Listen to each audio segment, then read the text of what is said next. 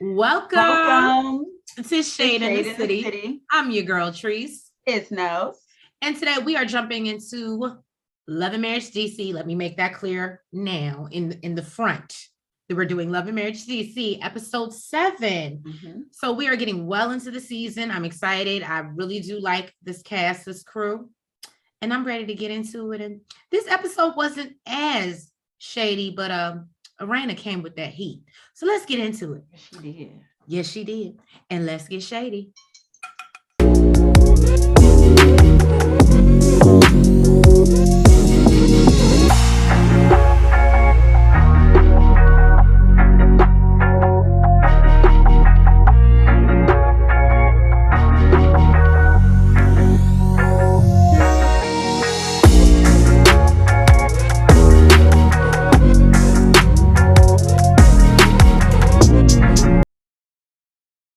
So we start off this episode. We see Monique arriving for her first day at work at WPGC 95.5. Shout out to them.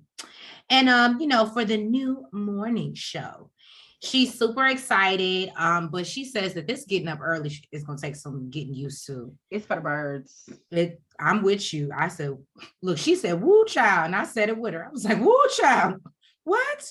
Now, she says on the show, they show us clips. Well, and I just thought about it. And if she lives in Potomac and driving to DC. We learned that Monique is also learning Swahili. She took her first class the day prior. I said, you getting ready for a new job? You taking Swahili the day before? I said, I love it. I guess she's like, I always using her husband up while she has it. Okay. While she has the support, she is using it to her full advantage.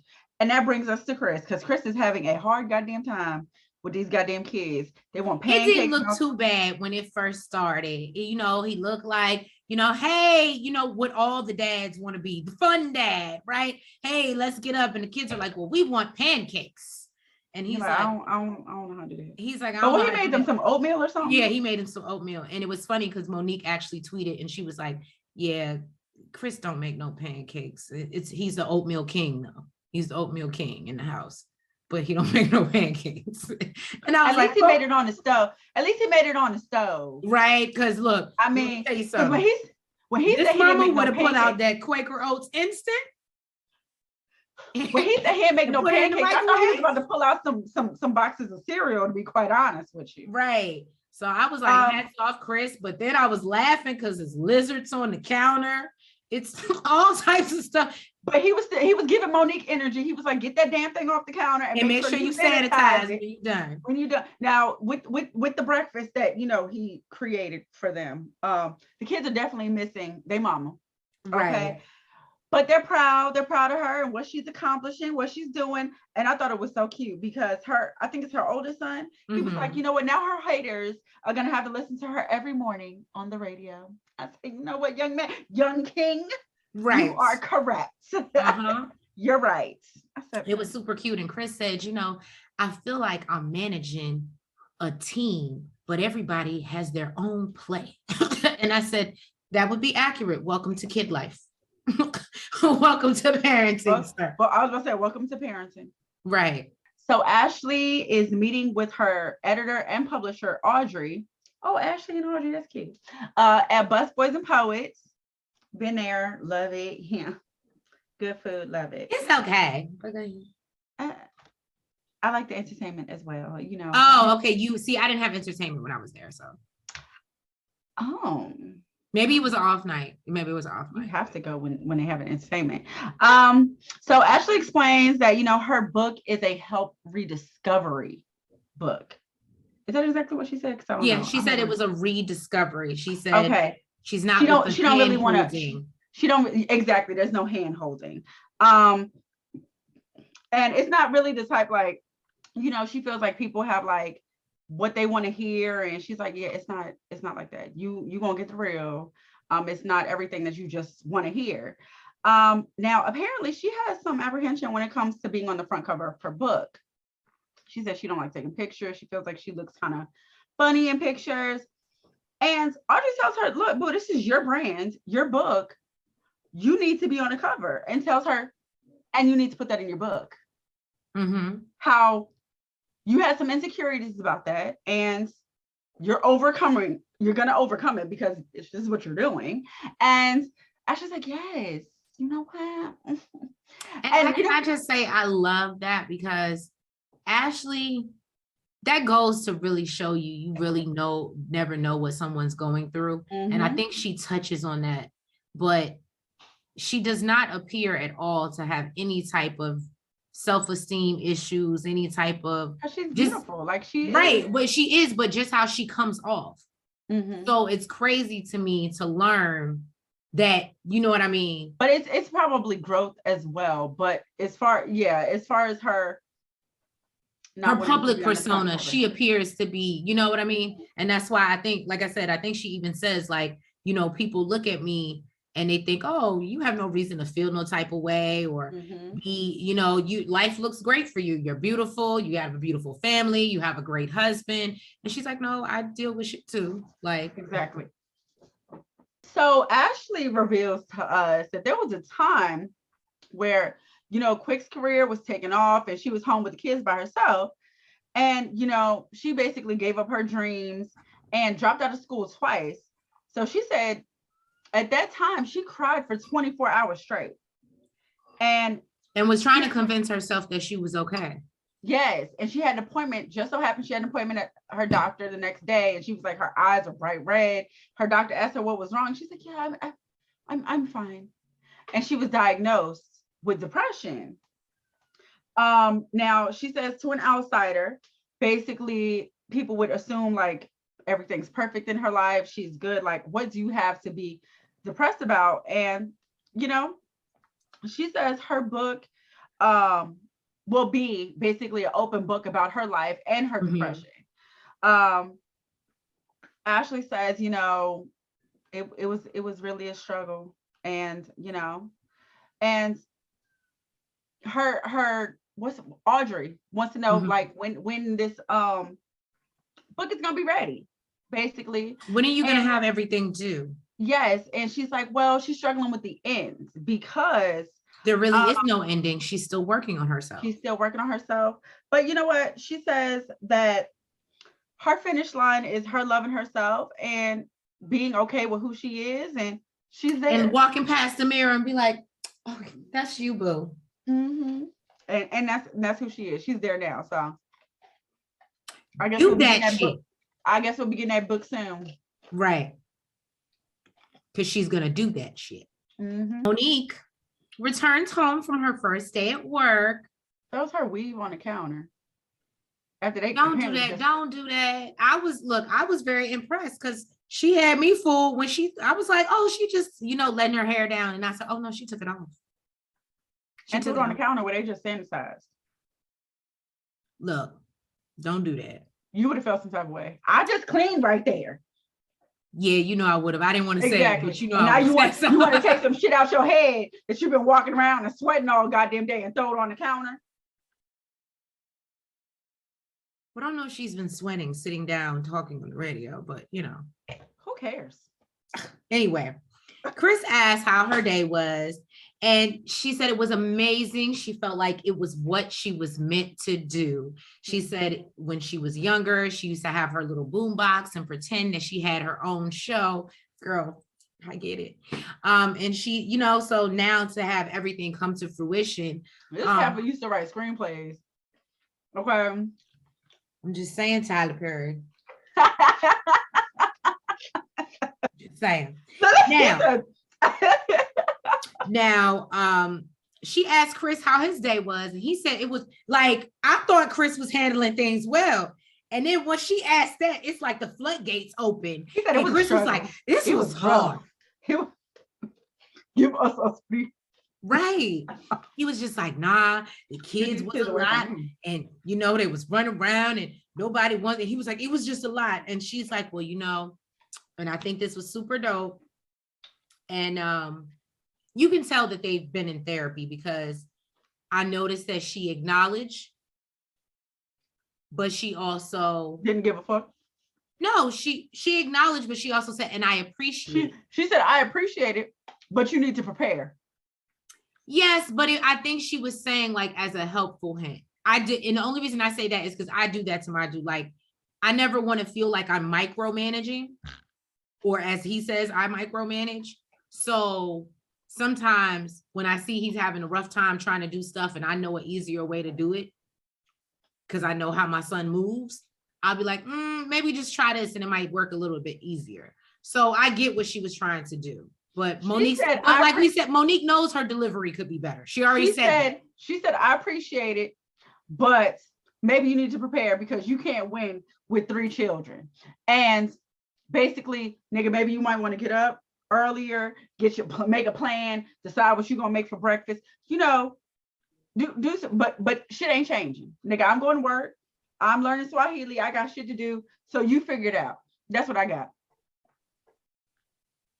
Well, we got 2 different conversations, y'all. Saying that there's anything wrong with that because that is what the situation is. I'm just saying she was not. I think she came in with a little bit more loving approach. She said, "You're a great father." You know, like she gave him all these compliments before she said that. So I didn't take it like that at all. But you know, I know y'all gonna drop down in the comments and let us know. And if you haven't already, please make sure that you like the video and you subscribe. So, but basically, you know, Chris says that he's proud of her because when he first met her, apparently she was a rapper. She was a rapper. He was starting a label. He was like, he knew she was going to be a star, a starra. So this is no surprise to him. Like that, you know, she's taking off. She's doing her own thing and she's on the radio. So he's super proud. He's happy to see, like her, he's happy to see everything come full circle. And I just think that's so dope. I can only imagine as a partner or being the person where you have a dream and then you, like I said, you actually see it come full circle. I think that's super dope.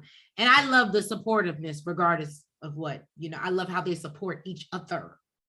Regardless. I didn't say there was no support. She just basically like, yeah, it's hard. I know. Now it's your turn, nigga.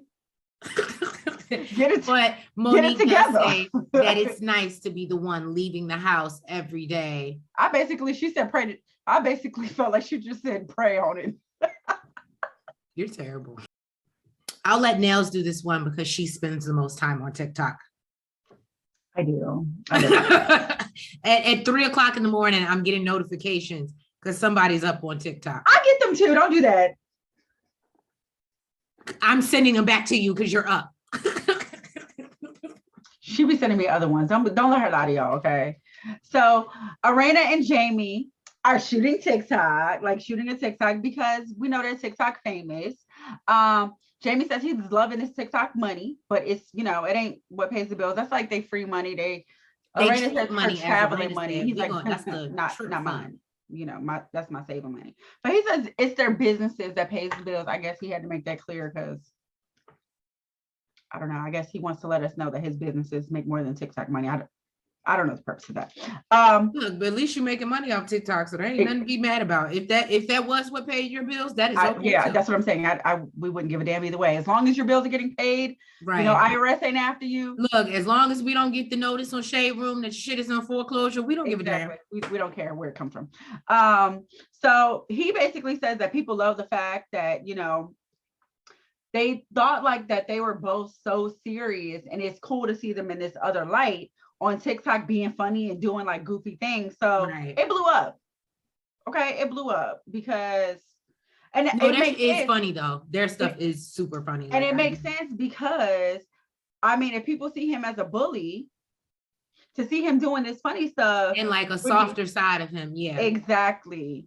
Now, speaking of bully, you know, we talking about we are going back to Intuitive Terry. You know, apparently he don't really remember what happened, what the conversation was. And she was like, yeah, Erana's like, well, you know, she said you were kind of a bully. You were like a bully. And he's like, well, did you agree with that? And she was like, well, she was definitely on point. So I'm thinking. And then she does say that he is aggressive to her and the kids. And he says, well, I'm not aggressive. I discipline. And she's like, but I'm your whole wife. Like, so she was like, you're disciplining them and you're aggressive with me. And, you know, he says that he feels like that's the way he was raised. Apparently he was raised by his father, and he said his dad was tough, so it made he him said tough. his dad would knock him down and then be like, get up. I was like, well, damn. Now it's one thing for your kid to fall and you be like, as a boy mom, I get it. I've seen my kid fall and bust his butt, and I'd be like, and even though as a girl mom, I'm the one. Right. And even though, yes, she really is. And I'm like, don't do that. And I have to be like, nah, get up. You good? You good? Now, when he's bad, absolutely. I'm a mother and let me kiss it. Yeah, let me kiss it and make it better. But otherwise, no, you got to get up, right? Wipe yourself off, dust yourself off, and try again. Or maybe not try that again, so you won't end up in that situation. Try again. Stupid. What's super dope I thought about this scene was, besides the TikTok, we actually, he actually is willing to go again. He wants to go back to see Terry and says he wants to see what else she has to say. So Terry, it sounds like you will have some return visitors, which I think is super duper dope. I love the fact that he's so open. I love that he was so open-minded to it. Like, you can tell, I'm just here for the spiritual healing, people. I love it. Yes. I love it. When you're good on the inside, you can be a better person on the outside. It's beautiful. I love it. We see Ashley. She is shooting the cover for her book, and she's doing that shit. So now, they're telling her what? Ashley ain't got to worry about production in a studio audience, okay? Because she got your ass right here. She got you right here. Basically, I'm just saying, if you need people on the team, Tyler Perry, Ashley Silva, whoever wanted, I can get a job. I'm just saying. So she's shooting the cover of her book. They're trying to coach her, like, laugh, smile, She's done. She's over it. And she's like, I'm a little laughed out. I want to stop doing this. You could tell she's very over it. And I'm not gonna lie, I can say I'm a little bit that way too. Then Monique drops by her shoot, and she loves the energy that Ashley's giving. She's like, this is what I wanted. This is why I wanted friends like this, where we support each other and we lift each other up. And it's just beautiful to see her in her element. And I was like, okay, Monique, it's giving fangirl. Then they sit down to talk. Now, Monique, come to the front. Come here. Now, you see why she came to the front, right? Because this is her girl, so she want to hear what I got to say.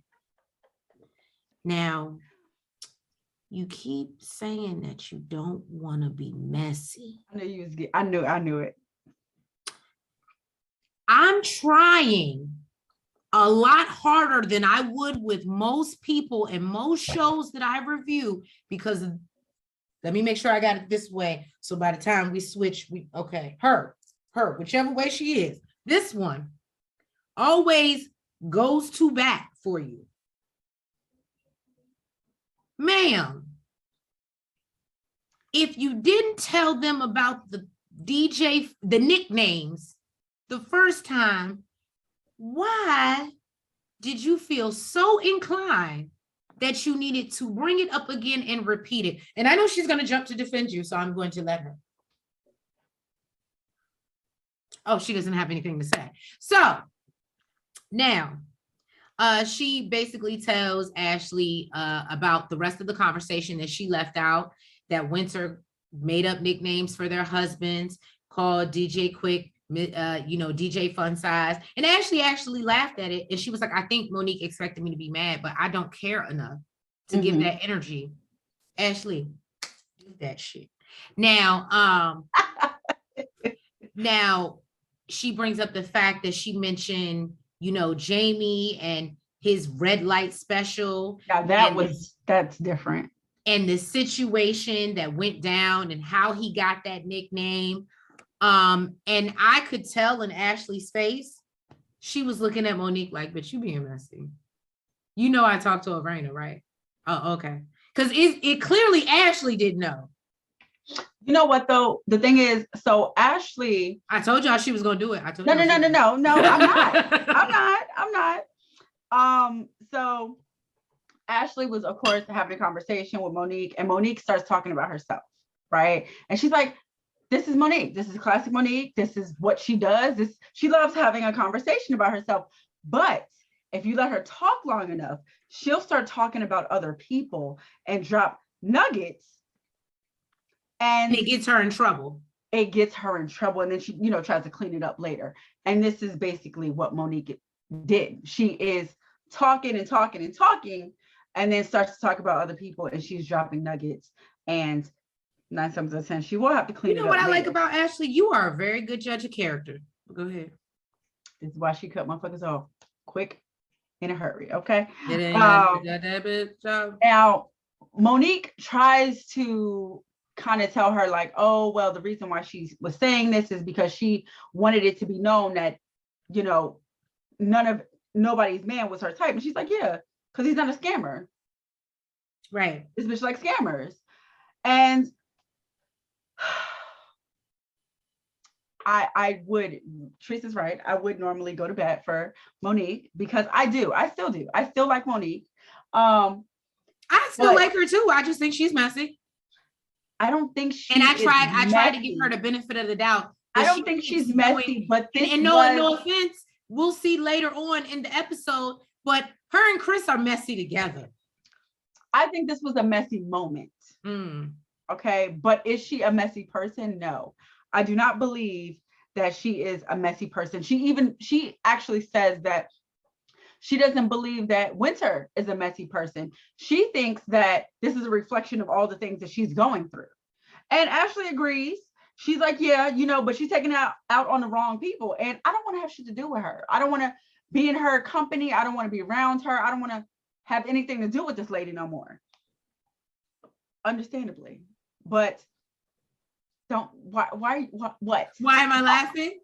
Yes. Because you talk about Monique as much as she talks about Monique.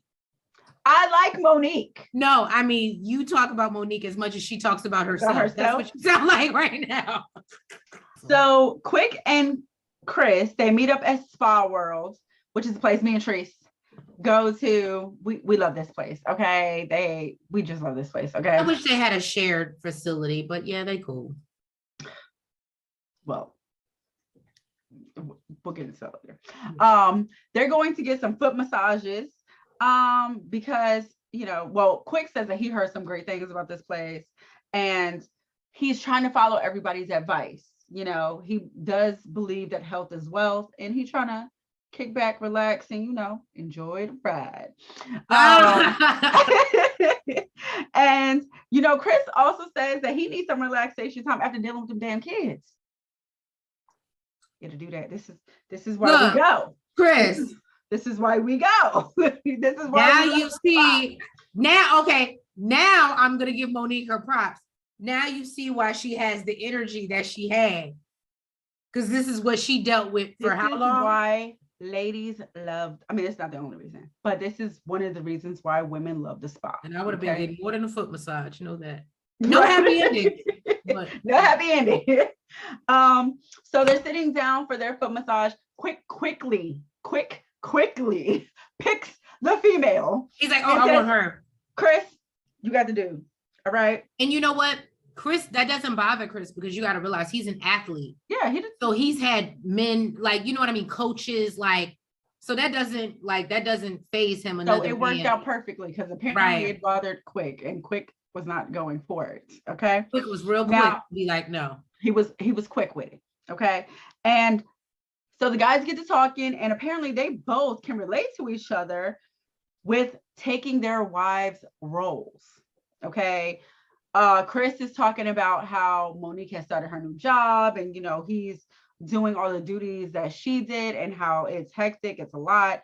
And Quick is saying that Ashley is out the house a lot as well. She's working on her book. Apparently, I think she has a clothing line or something like that. But both of these ladies is doing them. Okay. They're getting their shit together. They doing them and leaving the men at home to take care of the kids. And this is why there's such a need for this foot massage. Then they get into Intuitive Terry. And I literally started calling her this because of Quick. Okay. Intuitive Terry. And Chris wants to know, like, does he feel like he's been more open and more vulnerable? And he says, that he's working on it, but that's, he's like, but we were raised different. And he's like, it's not good or bad or anything like that. And Chris agrees. He's like, yeah, we definitely were. And he says that where he's from, he said being vulnerable and crying gets you killed. Exactly. Mm-hmm. And let me tell you something, in Baltimore, that might be very true. And we're not just talking about by other people that live in Baltimore. I mean, for real. Yeah. That's some real shit. Like, and so he also expresses that, he's grown up learning not to cry. His dad taught him, he said he couldn't even cry at his mom's funeral. Mother's funeral. And that really, you can tell he keeps saying that. That really bothered him. And as it should. Could you imagine? But I feel like he needs to go to a rage room. He needs to go to a rage room because what it is, he won't cry, but he wants to let out that anger that he feels from losing his mother. Mm-hmm. He wants to let out that anger of not being able to actually mourn her death properly. And I just feel like sometimes the best way, and that's the proper way to do it versus coming across fucked up, or you know what I'm saying? Or driving yourself into work, working yourself to death. I think so. Chris made a point to tell him that, apparently Chris grew up with his older brothers, and he grew up in an abusive household. And he says that therapy. Well, Chris's dad was a Vietnam vet. And I don't know if y'all are deep in the history or know how bad that situation was, but a lot of the vets, what is one of my favorite movies? Because I don't like making my other baby daddy's in it. Dead Presidents. Is it Dead Presidents? Yeah. Your other baby daddy. Lorenz Tate. Oh, I thought that was you meant you had an actual baby daddy and then your other baby daddy. Because I was about to say, like, as far as I knew, this is just her baby daddy. Or her baby. Okay, so when we say other baby daddy, when you say other baby, I'm thinking there's Pharrell and there's all right, yes, okay, Dead Presidents, yes, he was in Dead Presidents. Yeah, Dead Presidents, but you see how he was messed up, how a lot of them couldn't get jobs coming back from serving in the war, and this is a real thing, and it messed them up. And not even that, from being in the service, they had PTSD, like. And they came back home and their families were like, I don't want to say destroyed their families, but they were fucked up from being in war, and they came back home and brought that shit back home. And not everybody can deal with that. I mean, they said his parents are still together, but I'm sure they went through a lot. And clearly, as Chris said, they went through a lot. Well, I don't know. I like to empathize with people, but I also don't like to make excuses for people. So I'm going to move on.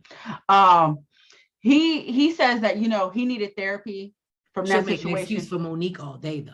Go ahead. I didn't make an excuse. I just said I like her. Okay. We're females. We get messy sometimes. Oh, okay. Maybe that's an excuse. I don't give a fuck. I like Monique. Okay. Okay. God damn it. So he tells him that, he had to get therapy to get to where he is now. And I don't think that was a bad suggestion for Quick. He suggested it to Quick and tells him, it really, really does help. You know what I mean? And Quick really wasn't feeling it. He was like, yeah, I'm not about to tell my business to no stranger. And really actually quickly changed the subject because he clearly didn't want to get into it. He was just like, yeah, he wants to talk about how good the massages were. He literally cut the conversation short, changed the subject. But Chris does realize that in the Black community, therapy is not talked about enough. We don't go to therapists enough.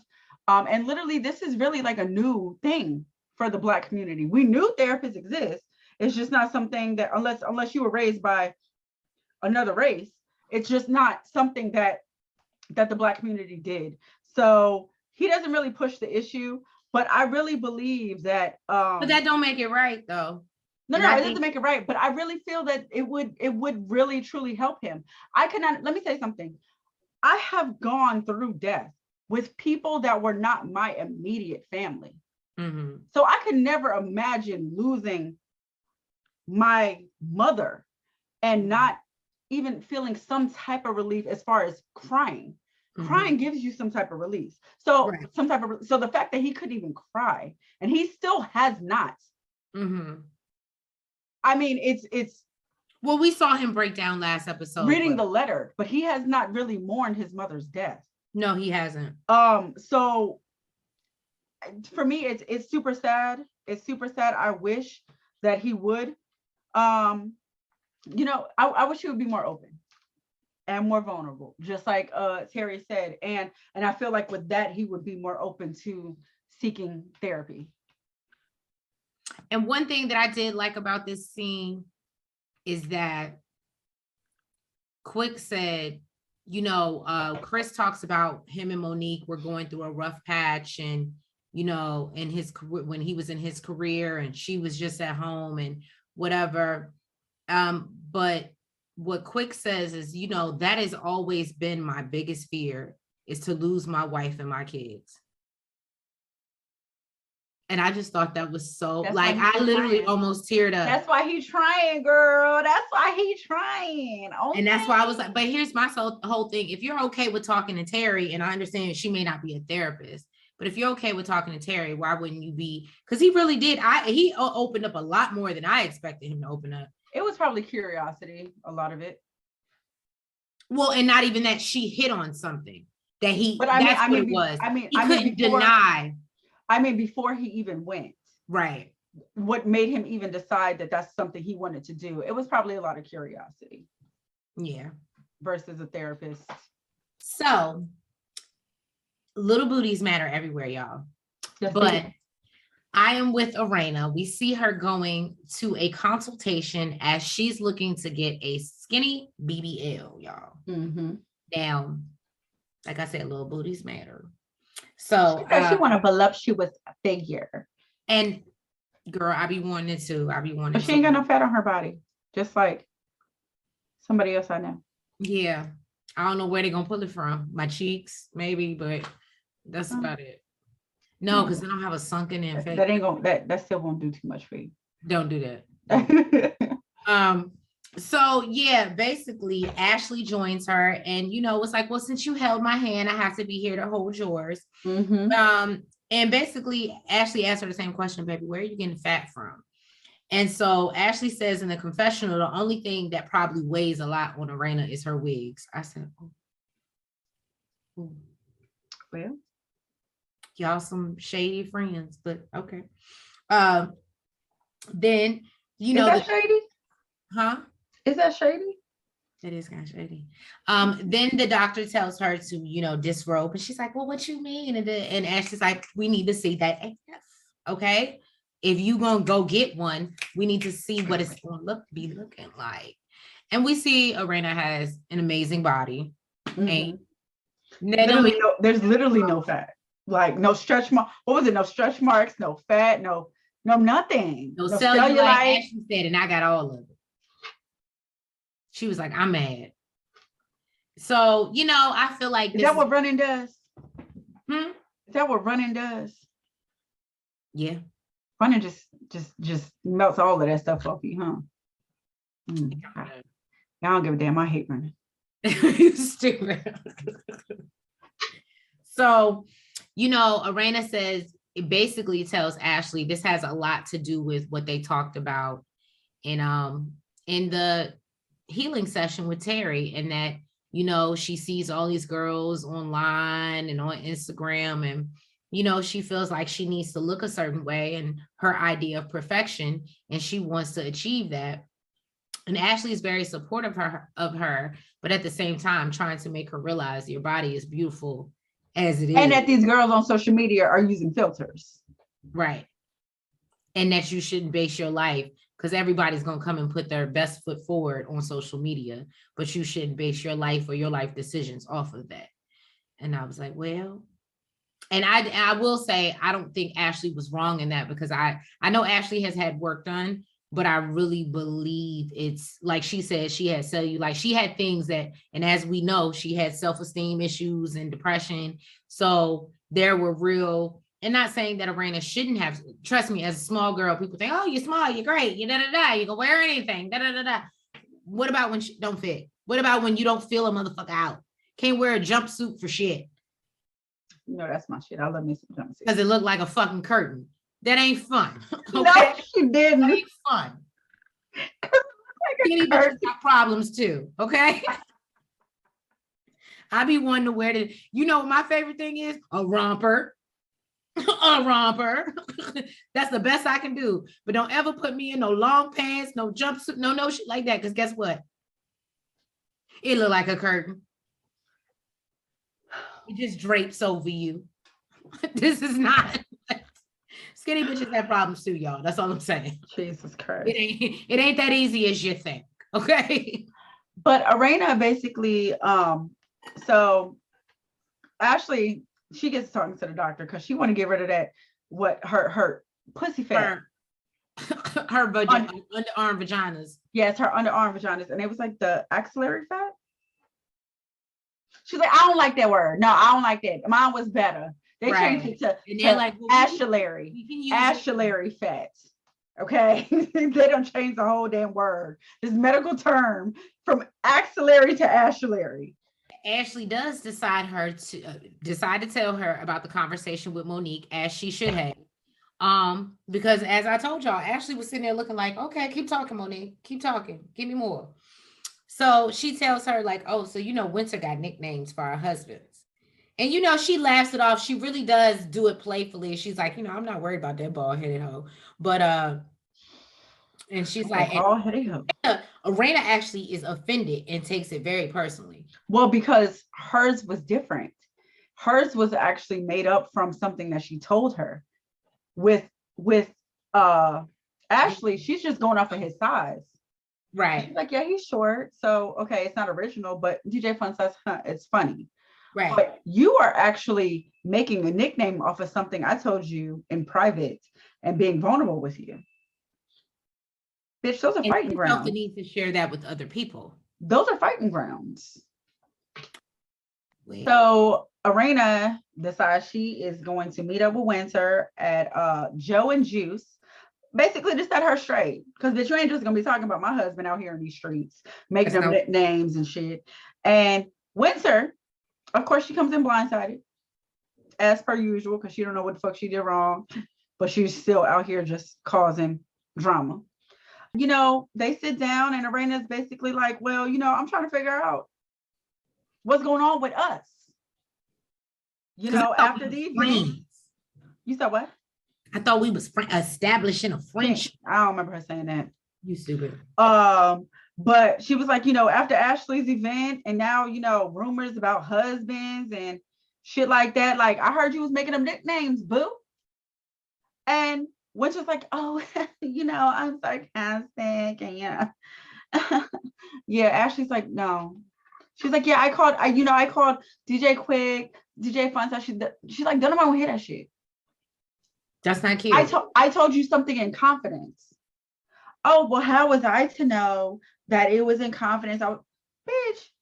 And Erana says, I don't care if she's Monique's friend, her sister, whatever. I told you. That was something that I told you when I was vulnerable. And that was. Oh, yeah, because she tried to say, oh, well, you know, I was talking with Monique. You know, she's my girlfriend. She has been for like 15 years. So, you know, we were just chit-chatting. And she's basically, I don't give a fuck. Bitch, I told you something in confidence. I don't give a fuck who you was talking to about it. Like, ma'am, what you're not supposed to be doing is discussing our private conversation and then making up nicknames, making fun about it.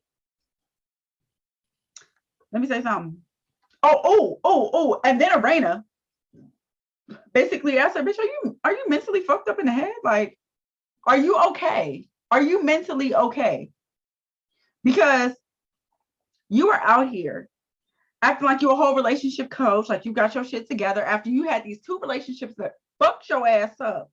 Okay. And you are just out here causing drama. I'm trying to be cool with you. I was trying to, you know, build a rapport with you.